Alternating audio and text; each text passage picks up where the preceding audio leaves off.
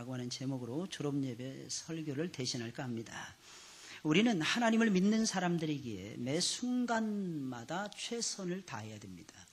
여러분, 하나님을 믿는다는 것은 신실하신 하나님을 따라가는 것을 얘기하는 거예요. 신실하신 하나님을 믿는다. 성실해야 되는 거죠. 성실함이 뭡니까? 매 순간마다 제가 한번 최선을 다해보고요. 이러지 마시고, 그런 의미에서 최선을 다하는 것이 아니고, 목숨을 거는 최선을 다하는 저와 여러분들의 삶이 되었으면 좋겠습니다. 만약에 우리가 매 순간마다 최선을 다하지 않는다면 우리의 인생을 마감할 때가 되면 분명히 저와 여러분들은 후회할 것입니다. 그러므로 마지막 순간에 후회하지 않으려면 우리에게 주어진 제한된 시간의 흐름 속에서 저와 여러분들은 항상 최선을 다해야 될 것입니다. 그럼 우리는 항상 우리에게 주어진 시간의 흐름 속에서, 그 공간의 제한된 속에서, 그 범위 내에서 최선을 다해야 되는데, 최선을 다한다는 것이 도대체 무엇을 의미하는 것입니까? 사람들은 내 힘과 내 지혜를 총동원해서 최선의 노력을 다한다면 그것이 최선이라고 생각을 합니다. 물론 그렇게 사는 것이 최선이 아니라는 것은 아닙니다. 사람의 관점에서 보면 그것이 최선이면 틀림이 없습니다. 그러나 과연 하나님께서 보셨을 때도, 하나님 아버지께서 내려다보셨을 때도 그것이 과연 최선이느냐는 것입니다. 하나님이 보셨을 때는 그것이 최선이 아니라는 데에 문제가 있는 것입니다. 하나님이 보셨을 때 최선의 삶, 하나님이 보셨을 때 최선이라는 것은 최선의 노력을 다하는 정도가 아니라 끊임없이 최선을 다해서 노력을 하면서도 끊임없이 하나님 앞에 나아가서 하나님께 도움을 청하는 것입니다. 하나님께 도움을 청하는 것이 성도의 최선이라고 하는 사실입니다. 여러분, 하나님이 보셨을 때는 최선이 무엇이냐? 기도하는 것이 최선이라는 거예요. 기도하시는 여러분들이 되시길 예수님의 이름으로 축원을 드립니다. 저는 늘 생각하는 게 있어요. 우리는 항상 두 가지가 탁 균형이 잡혀져 있어요. 첫째는 무엇입니까? 하나님 말씀이죠. 하나님 말씀. 근데 말씀을 아는 것이 곧 우리의 삶의 실천에 옮긴다. 이 등식이 성립이 될 수는 없다는 것입니다. 그럼 이 등식이 성립되도록 하는 것이 무엇입니까? 기도라는 거예요. 기도. 우리 졸업을 앞두고 있는 우리 친구들에게 가장 소중한 것이 있다면 저는 기도라고 생각을 합니다. 그래서 이 말씀을 준비했던 것입니다.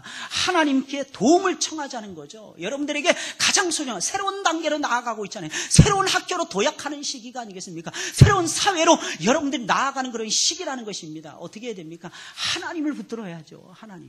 하나님과 함께 가야죠. 신앙은 하나님과 동행하는 것이 아니겠습니까?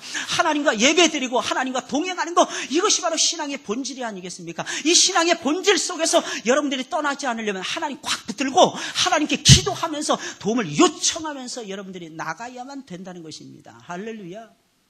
할렐루야. 이 부모님들이 여러분들이 가장 많이 해줘야만 되는 것이 무엇이겠습니까? 자녀를 위해서 제일 많이 해줘야 되는 거. 여러분, 두말할 필요도 없이 기도해 주는 거예요. 기도해 주는 거. 내 자녀가 시들 죽어가고 있는 거예요. 뭘 하는지 목표를 자꾸 잃어버리더라는 것입니다.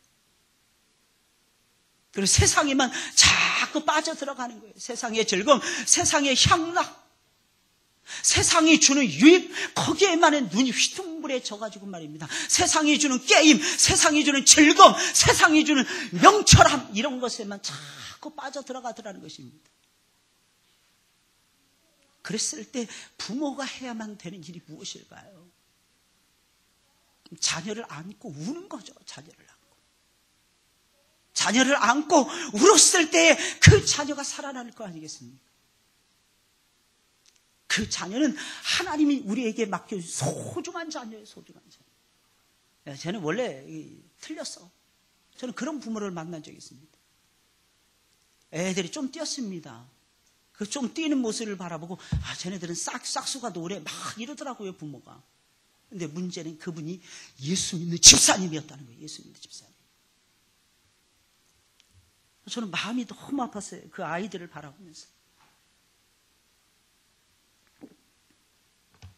그 아이들의 이름이 머릿속에 떠나지 않는 거예요. 너무 불쌍해서. 부모는 그 아이를 안고 울어야죠. 내 아이이기 전에 하나님의 아들이잖아요. 하나님의 딸이잖아요. 하나님이 우리에게 안겨주신 가장 소중한 최고의 선물이 아이들이 아니겠습니까?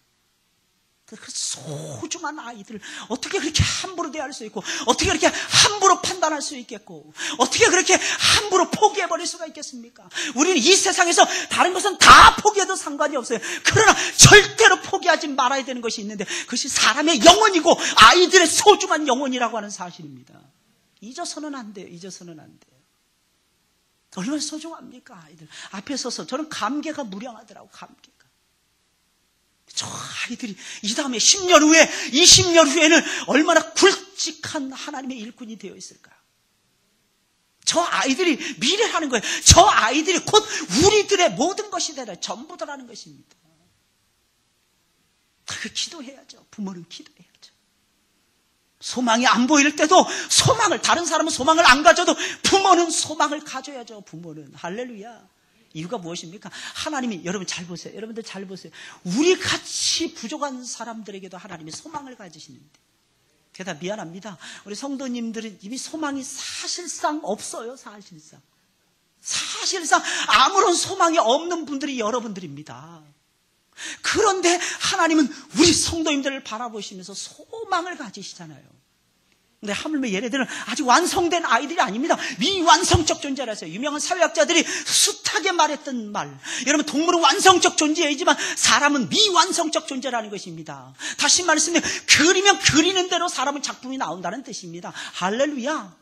얼마든지 마스터피스가 될 수 있다는 것입니다. 얼마든지 하나님이 사랑하시는 걸작품이 될 수 있다는 것입니다. 그런데 사람들은 소망을 못 가져요. 그러나 하나님은 소망을 가지시다는 것입니다. 그 출발점이 무엇입니까? 말씀과 기도예요. 말씀과 기도. 그래서 교회 속에서 수고하시는 선생님들, 교회 속에서 수고하는 가르치는 모든 일꾼들은 교회 속에서 가장 존귀한 사람들이라는 거예요. 가장 존귀한 사람들.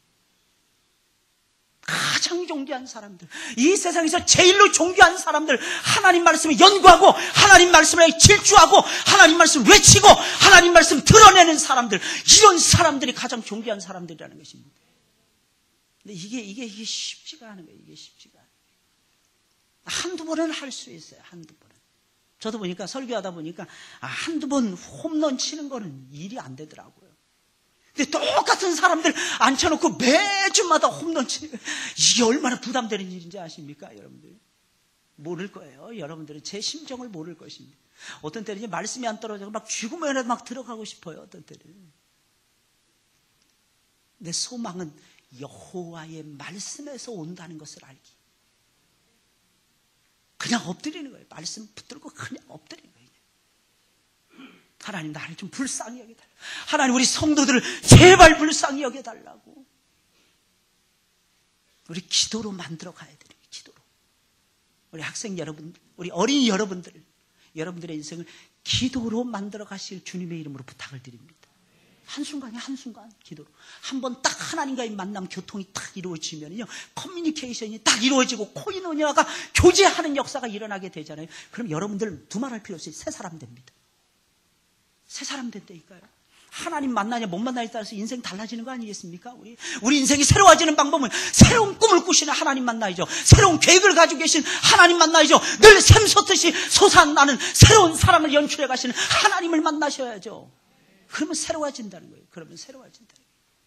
가정을 새롭게 일으키고, 교회를 새롭게 만들고, 셀을 새롭게 만들고 말입니다. 기관들을 새롭게 만들고, 여러분들이 속해 있는 직장을 새롭게 만드는 최고의 비결, 아주 간단합니다. 하나님을 만나면 된다는 거예요. 하나님. 사랑하는 여러분들, 하나님 만나시길 주님의 이름으로 부탁을 드립니다. 재미난 것은 오늘 본문의 말씀을 보니까 이 다윗 왕의 고백인데, 다윗은 먼저 앞에서 새 노래를 부르자, 찬양을 권면했어요.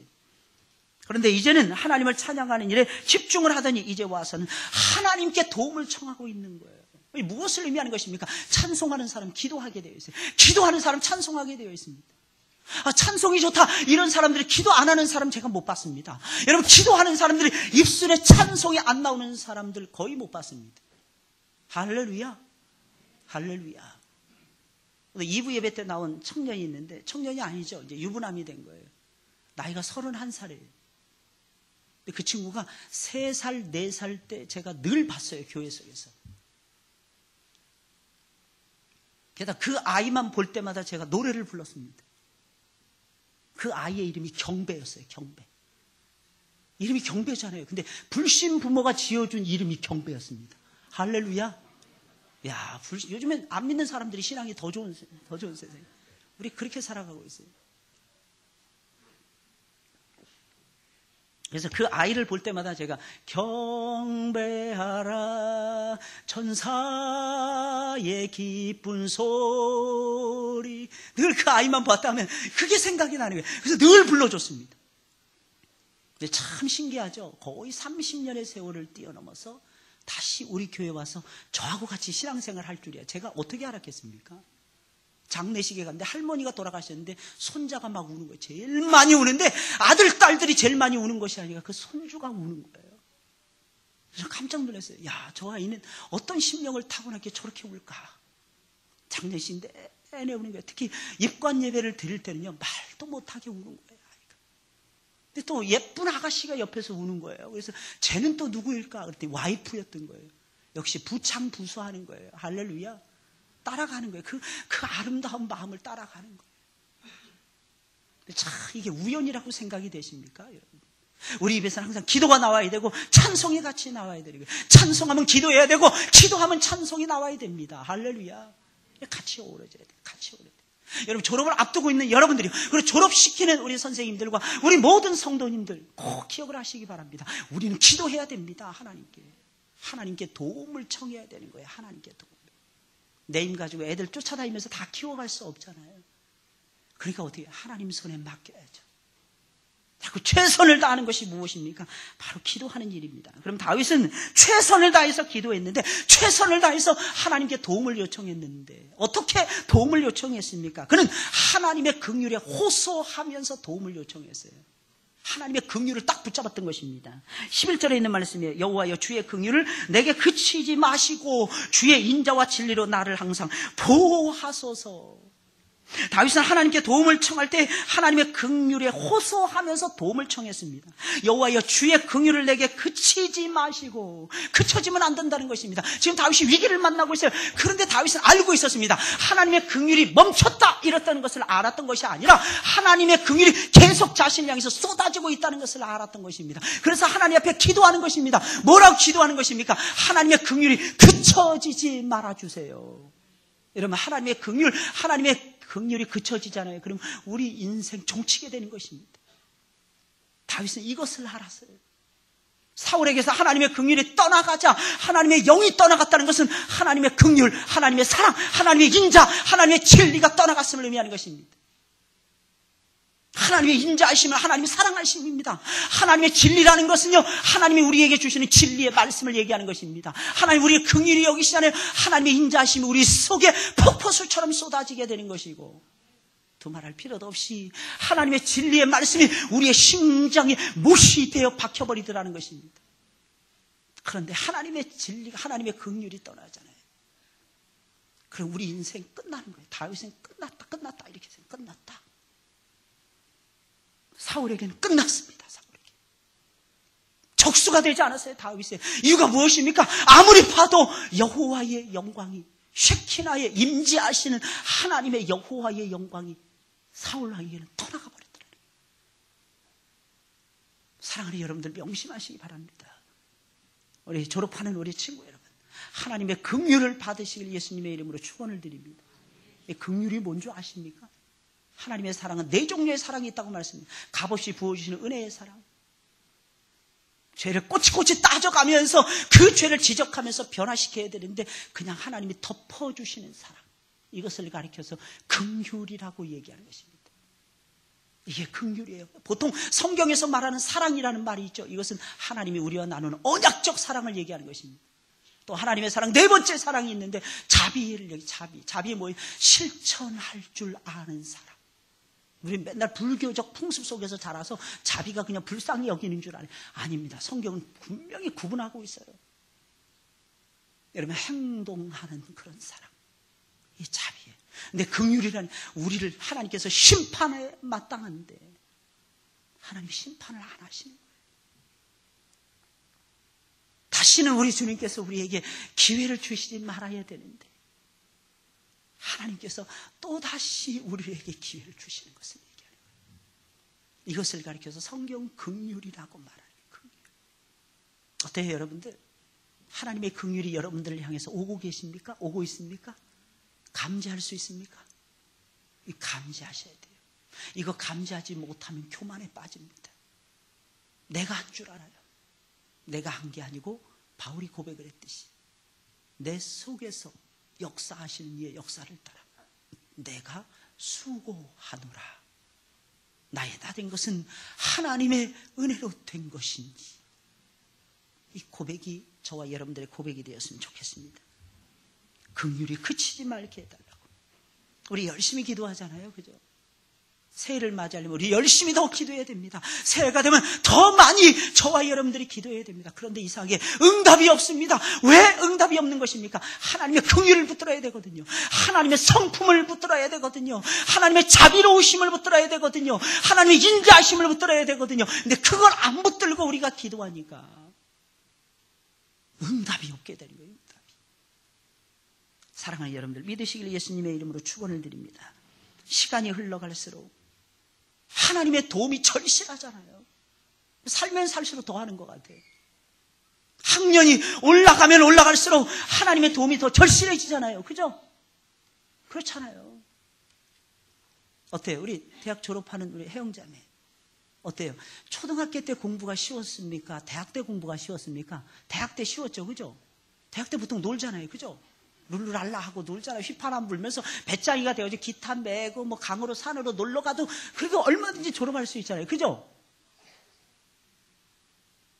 어때요? 고3인 우리 성욱이. 성욱이가 벌써 졸업을 하네. 어때요? 대학 들어가기가 쉽죠? 식은 죽 먹기지 뭐. 누워서 떡 먹기지 뭐. 대학 들어가는 게. 대학이 얼마나 많아, 한국 땅에. 왜 대학을 못 들어가겠습니까? 성욱이같이 저렇게 잘생긴 친구가 그냥 받아주지 뭐. 잘생겼으면 오케이? 이렇게 되는 거 아니겠습니까?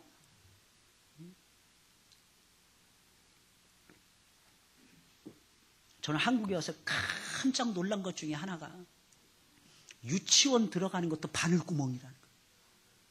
엄마들이 유치원 좋은 곳에 들어가게 해달라고 엄마들이 그렇게 애를 쓰면서 기도하는 건 처음 봤어요. 처음 봤어요. 진짜 처음 봤습니다. 제가 봤을 때는 모르겠습니다. 저의 교육 철학인지. 저는 중학교 때까지는 대충 했으면 좋겠어요. 놀러 다니고 쉽게 말하면 삼류 학교라는 학교를 다녔으면 좋겠습니다. 그래서 좀 노는 분위기를 좀 배웠으면 좋겠어요. 그리고 언제부터 공부를 하느냐? 공부는 고등학교 1학년 때부터 해도 됩니다. 머리가 어느 정도 크고 신체가 발육하고 어느 정도 건강에 자신이 있을 때 공부들 하는 거예요. 공부는 뭘로 하냐? 엉덩이로 하는 거거든요. 공부는. 체력이 안 따라주면 절대로 정신력만 가지고는 공부할 수 없습니다. 물론 철 들면 공부하더라고. 철 들면. 철이 안 들어잖아요. 엉덩이로 공부하는 거예요. 이 공부가 쉽지가 않습니다. 절대로. 근데 이건 유치원부터 엄마 아빠가 막 금식하면서 기도하는 거예요. 하나님, 이번에 우리 아이 꼭 이 유치원에 좀 들어가게 해주세요. 저는 몰랐어요. 가까운 데 있으니까 국악 유치원이 그렇게 좋답니다. 서울시에서 내놓으라 하는 유치원이랍니다. 그래서 많은 엄마들이 그 유치원에 들어가기 위해서 줄을 섰답니다. 얼마 전에 6명인가 7명인가 몇 명이었죠? 7명인가 6명인가? 몇 명이 왔다 그랬어요? 50몇 명 같아요. 50몇 명이 50몇 명. 문전사님이 가가지고 누구를 대신해서 그걸 뽑기를 했습니다. 꽝 됐어요. 욕 바가지로 먹었어요. 바가지로 먹었어요. 아니 그 중요한 걸 그걸 못 뽑으면 어떻게 합니까? 금식하고 한 3일 금식하고 그리고 가가지고 가도 시원찮은데 말이에요. 남의 일이라고 그냥 슬근슬근 한 거지 뭐. 그냥. 우리 아이는 그런데 안 나와도 잘 크는데 뭐 이랬겠지 뭐 분명히. 그 사람 목숨을 거는데 그 사람은. 이런 시대에 우리가 살아가고 있어요. 이런 시대. 뭐 국제중학교. 아, 나 이게 노래 불러요. 여러분 그거보다 제일 소중한 거 있잖아요. 우리 아이들에게 제일 많이 소중한 거 한번 생각을 해보세요. 학년이 높아질수록. 여러분 어린이 되어갈수록 우리에게는 하나님의 도우심이 절실하더라는 것입니다. 하나님의 도움을 받는 아이들로 좀 키우세요. 하나님. 에베네셀의 하나님, 여호와께서는 나의 도움이 되십니다. 여기까지 하나님께서 나를 에베네셀 도움의 돌이 되어서 여기까지 인도해 주셨습니다. 도와줄 수 있도록 여러분, 두 번째로 다윗 왕은 철저하게 회개하면서 하나님께 도움을 청하고 있었습니다. 본문 12절에 있는 말씀이에요. 무수한 재앙이 나를 둘러싸고 나의 죄악이 내게 미침으로 우러러 볼 수도 없으며 죄가 나의 머리털보다 많으므로 내 마음이 사라졌음이니이다. 죄가 너무 많은 거예요. 다윗은 정직한 영혼이었습니다. 여러분, 왕이었는데 이런 정직을 보인다. 쉬운 일이 아니었어요.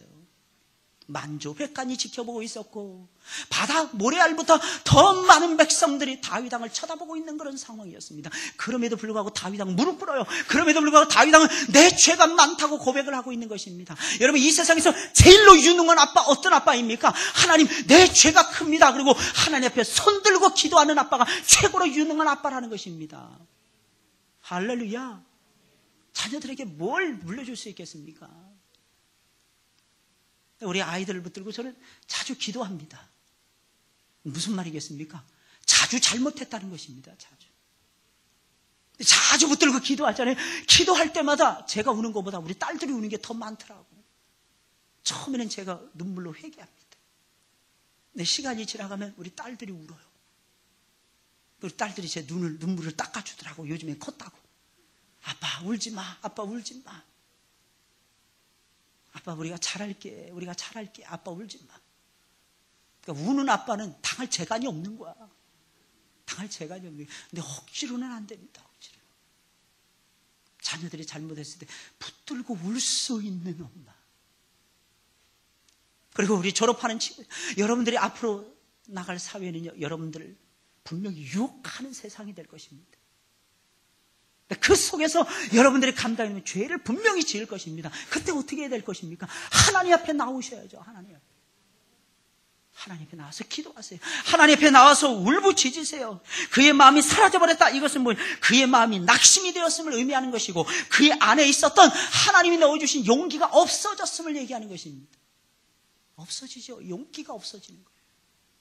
하나님을 늘 만나야 되고, 하나님을 늘 찾아야 되고, 하나님을 늘 의지하고 붙들어야만 되는데 그럴 용기가 안 나타나는 거예요. 다윗은 그것을 죄악 중에 뼈저리게 뼈에 사무치게 느꼈다라는 것입니다. 그러니 하나님, 철저하게 나의 죄를 용서하옵소서. 내 죄를 용서하여 주시옵소서. 철저하게 기도하면서 회개하면서 하나님께 도움을 청했더라는 것입니다. 근데 하나님은 어떤 사람들 도와줄까요? 죄 없다 하는 사람이 아니고 죄를 고백하는 사람들을 도와주십니다. 이유가 뭘까요? 여러분 보세요. 우리 위에를 보면 나오는 내용들이 있습니다. 위에 보세요. 여러분 보세요. 우리 하늘문교회 신앙 비전 해가지고 첫 번째 영원한 말씀. 말씀이 무슨 색깔이에요? 빨간색입니다. 왜 그럴까요? 불같은 말씀이 떨어지게 해달라는 거예요. 두 번째 보세요. 사랑스러운 성도. 무슨 색깔이에요? 파란색입니다. 이게 왜 파란색으로 그냥 심심하니까 붙여놓은 게 아니에요. 이 파란색이 왜 나온 줄 아십니까? 청결한 성도들이 되라고. 청결한 자는 하나님을 볼 수 있잖아요. 그럼 진정으로 청결한 사람은 어떤 사람입니까? 회개할 줄 아는 사람인 것입니다. 회개할 줄 아는 사람이 진정으로 청결한 거예요. 여러분들 실패할 수 있을 것입니다. 앞으로 혹시 고입에 실패할지도 모르겠습니다. 대입에 실패할지도 모르겠습니다. 직장에 갈 때 실패할지도 모르겠습니다. 그러나 그때 여러분들의 인생이 끝났다고 생각하지 마시길 바랍니다. 그때 회개하세요. 하나님 앞에 내가 무엇을 잘못했는가? 내가 시간을 어떻게 사용을 했는가? 내가 시간을 혹시 잘못 사용했는가? 나에게 주어진 바운더리에서 내가 어떻게 썼는가? 내가 실력을 키우는 데 사용했는가? 아니면 그렇지 않고 룰루랄라하면서 내가 놀기만 했던가? 여러 가지를 점검하면서 하나님 앞에 나와서 우세요. 그러면 하나님께서 여러분들에게 기회를 반드시 주실 것입니다. 이유가 무엇입니까? 깨끗해졌으니까. 그래서 저 색깔이 파란색이 되는 것입니다. 저 색깔이. 여러분들의 생애가 새로워지시기를 예수님의 이름으로 축원을 드립니다. 날마다 새로워져야죠. 날마다 파래져야죠. 날마다. 푸른 하늘처럼 새파래져야죠. 여러분들의 인생이. 그 첩경이 무엇입니까? 울면서 회개하는 것입니다. 그럼 하나님께서 기회를 주실 것입니다. 기회. 마지막 세 번째로 보세요. 잘 보세요. 행복한 교회는 무슨 색깔이에요? 초록색입니다. 푸른 나무처럼 성장해 가는 거예요. 교회가. 푸른 나무처럼. 근데 이 속에는 한 가지 비밀이 담겨져 있어요. 한 가지 비밀. 그게 뭔지 아십니까? 행복한 가정이 요 속에, 교회 속에는 담겨져 있는 거예요. 행복한 가정과 직장과 교회. 푸르게 성장해요. 푸르게 성장해요. 그냥 만든 것이 아니에요, 여러분들. 그 노란색으로 했습니다. 오전에 말씀드렸죠? 민주당이고, 이쪽에 이게 빨간색인데 이게 새누리당이에요. 여러분 혼란 느끼지 마시고, 새누리당도 우리 편, 민주당도 우리 편, 우리는 전부 다 하나님 편. 이렇게. 할렐루야. 우리 학생 여러분들 민주당이십니까? 그러시면 안 돼. 그러시면 안 돼. 예수 믿는 사람들. 여러분 새누리당이십니까? 우리 나라 사랑해야죠. 민족 사랑해야죠. 그래서 노란색, 빨간색, 노란색, 빨간색. 그건 아니고 좀 튀라고요. 좀 빛나라고 이 색깔을 선정하게 빛나는 생애를 살라. 우리 의빈이의 이름을 지으면서 제가 그런 생각을 가졌습니다. 의롭고 빛나는 아이가 되라고. 그래서 이름을 의빈이라고 지어줬어요. 의롭고 빛나는 아이가 되라고. 할렐루야. 의롭고 빛나는 아이가 되라고. 물론 할아버지가 목사님들이거나 이러신 분들은 제가 이름 안 지어드렸습니다. 할아버지들이 미리 지어놓으셨더라고. 할아버지. 그 만약에 안 따라가면 노여워하실 거 분명하더니. 그래서 제가 거기에 대한 터치를 안 했어요. 노타치했습니다. 박세율 집사님 애 이름이 한 2주 이상 고민했어요. 앞으로 이제 태어날 아이 이름을 지어달라는 거예요. 제가 이름을 지었는데 마지막 그저께 하나님께서 이름을 딱 주시는데 하나님의 임재 속에서 풍성한 은혜를 누리라고 하임이라는 이름이 생각이 나더라고요. 그래서 박하임이라고 딱 이름 붙여놓으니까 성하고도 매치가 기가 막힌 거예요. 할렐루야. 하나님의 임재 속에서 아이가 살아요. 바카스 그러지 마시고 그게 아니고 그거 아니라니까. 박하임이라는 박하임. 하나님의 임재 속에서 이 아이가 크라. 또 김덕진 집사님처럼 또 기분 나빠하지 마시고. 갔는데 처음에 이름 의빈이라고 지었더니 막 기분 나빠하더라고요. 안 지으려요. 김영희 집사님 막 좋다고. 목사님 너무 좋네. 근데 김덕진 집사님 말을 안 하더라고요.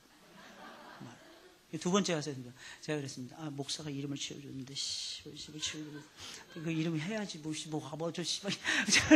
막 중얼중얼 그랬더니, 그 다음에 그 감사한금 딱 올랐는데, 김의빈 딱 감사한금을. 할렐루야.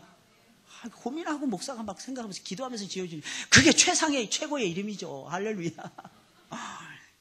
모르겠어요. 박세일 집사 이름을 그렇게 하는지. 여러분 기도 많이 하시기 바랍니다. 이름이 중요한 거. 왜? 이름값을 하네. 이름값을. 참 놀랍더라고요. 이름값을 하는.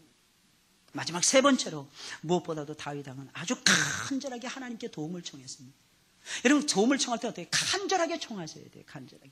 오늘 본문 13절부터 17절까지 말씀입니다. 우리 다 같이 한 목소리로 읽겠습니다. 시작. 여호와여 은총을 베푸사 나를 구원하소서. 나의 영혼을 찾아 멸하려 하는 자로 다 수치와 낭패를 당케 하시며 나의 해를 기뻐하는 자로 다 물러가 욕을 당케 하소서. 나를 향하여 하하 하는 자로 자기 수치를 인하여 놀라게 하소서. 무릇 주를 찾는 자는 다 주로 즐거워하고 기뻐하게 하시며 주의 구원을 사랑하는 자는 항상 말하기를 여호와는 광대하시다 하게 하소서. 나는 가난하고 궁핍하오나 주께서는 나를 생각하시오니 주는 나의 도움이시요 건지시는 자시라. 나의 하나님이여 지체하지 마소서. 계속 말하잖아요. 속히 지체하지 마소서. 얼마나 애절합니까? 얼마나 간절합니까? 하나님 속히 오셔서 나를 도와주세요. 이게 무슨 말이겠습니까? 하나님 내 삶 가운데 임재하여 주옵소서.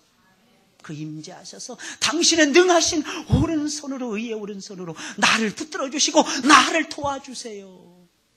간절하지 않습니까? 하나님 도와주시려면 도와주시고 말려면 마세요. 도와주셔도 그만이고 안 도와주셔도 상관이 없습니다. 이렇게 다윗은 기도하지 않았다는 것입니다. 정말 간절하게 그 입술을 보세요. 메마를 정도로 하나님 향해서 갈망을 가지면서 간절하게 하나님의 도움을 요청하고 있지 않습니까? 주여 속히 나를 도우소서. 심지어는 다윗은요 나의 영혼을 찾아 멸하는 자로 다 수치와 낭패를 당케 하시며 나의 해를 기뻐하는 자로 다 물러가 욕을 당케 하소서. 나를 향해 하하하는 자로 자기 수치를 인하여 놀라게 하옵소서. 이렇게 기도하고 있었습니다. 얼마나 다급했으면 원수까지라도 사랑하고 기꺼이 용서하던 사람이 다윗이 아니었겠습니까? 그런데 오히려 원수들을 망하게 해달라고 이렇게 다윗이 기도할 정도였습니다. 이것은 다윗이 처절한 위기 가운데 놓여져 있었음을 의미한다는 것입니다. 그만큼 다윗은 애절하고 간절하게 기도하는 거예요.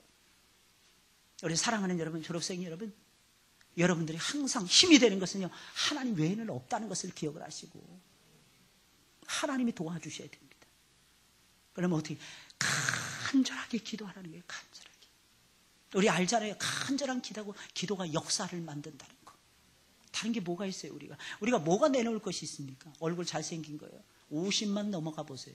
죄송합니다. 50 넘으신 분들에게 참 죄송합니다. 50만 넘어가 보세요. 얼굴이 변화되는 게 아니고 약간 변질이 되기 시작을 해요. 60 넘어가 보세요. 건강한 게 최고라는 거 알게 됩니다. 그죠? 예쁘고 잘생기고 아무 소용없어. 건강해야 돼. 무조건 건강해야 돼. 우리 예수님 오시는 날 동안 우리 성도님들 건강하시길 바랍니다. 건강하셔야 돼요. 우리가 내놓을 게 뭐가 있어요, 사실? 학력을 자랑하겠습니까? 뭘 자랑하겠어요, 우리? 아무것도 없잖아요. 우리보다 많이 배운 사람들 얼마나 많습니까? 저는 늘 보면은 그런 것을 느껴요. 저보다 똑똑하고 잘나고 그런 분들이 참 많습니다. 근데 여러분 아십니까? 하나님은 도울 사람들을 도와주신다는 것은 참 신기해요. 저는 이게 너무 신기한 것 같아요. 하나님 여러분들 사랑하셔서 반드시 도와주실 것입니다. 그런 위기의 순간, 어려움의 순간, 아픔의 순간, 고달픈 현실의 순간 딱 만났을 때는 뭘 해야 되는 것입니까? 간절히 기도하라는 거예요. 간절히. 새벽을 깨우면서 간절히 기도하라는 거예요. 어제는 너무 피곤해서 저녁 늦게까지 신방하고 11시 넘어서 집에 들어가니까 정말 죽겠더라고요, 제가. 그래서 오늘 새벽에 일어났는데 쉬고 싶은 거야. 오늘은 내가 안 가도 되겠죠. 오늘 공로 목사님께서 인도하시는 시간이니까. 근데 눈을 부릅뜨고 벌떡 일어났습니다. 이유가 무엇인지 아십니까? 그렇지, 내가 내년 2월 달까지는 내가 1년 동안은 내가 새벽 예배를 하나님 앞에 드리면서 하나님의 긍휼을 구하기로 내가 작정했지. 그리고 일어나는 거예요. 그러니까 일어나니까 하나님이 힘을 주시더라고요. 힘 주시는 분은 하나님이세요. 나오니까 더 기쁜 거예요. 그 찬바람, 콧바람 촥 쐬니까 그렇게 기분이 좋은 거예요. 할렐루야. 기도하면서 우리 학생 여러분들 승리하시길 바라고, 우리 성도 여러분들 간절히 기도하면서 승리하시길 예수님의 이름으로 축원을 드립니다. 다윗 보세요. 마치 자신의 전매 특허가 간절함인 양 기도하고 있잖아요. 마치 간절하게 기도하는 것이 자신의 전매 특허라도 되는 것처럼 정말 간절히 매달리잖아요. 여러분 이 모습을 우리가 닮아가야 되는 것입니다. 이 아름다운 모습, 이 지치지 않는 모습. 마귀는 지치지 않는데 왜 성도들은 지칩니까? 마귀는 시험에 빠지지 않는데 뭐 때문에 우리 성도들은 시험에 빠져야 되는 것입니까?